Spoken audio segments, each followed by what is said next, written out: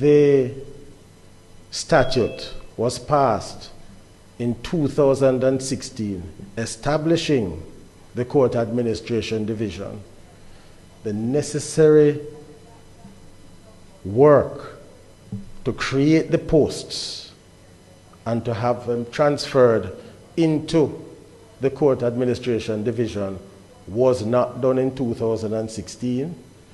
It was not done in 2017. It was not done until 2019.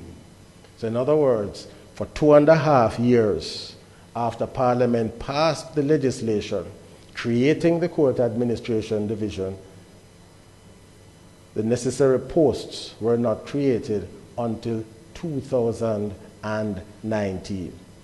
And the only post that if I recall correctly, that was activated was that of Director, Court Administration. So essentially, you had a general without an army. Prior to the task force report of Professor Chevans, the maintenance of the courts was the responsibility of the Ministry of Justice exclusively. The recommendation was made in the report.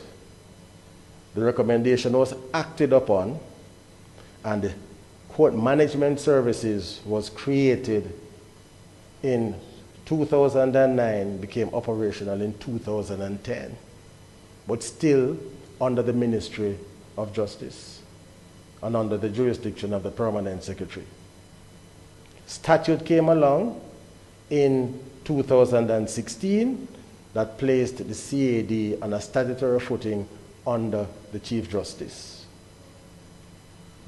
And even with that, capital expenditure was and still is the responsibility of the Ministry of Justice. And all of this is in the context of 2 reports produced by the executive, the Vision 2030 and the report of Professor Chevans, describing the state of the courts.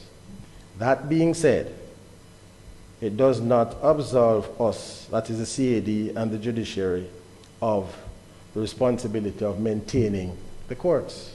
But perspective is important and accuracy is important, because the impression has been created that the courts were well-maintained institutions and have gone into decline since the Court Administration Division came into existence and had responsibility for the maintenance of the courts.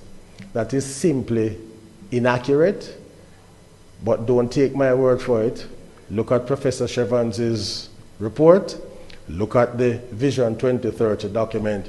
These are not the words of the judiciary, these are the words of the executive describing the courts as inadequate, old, and dilapidated.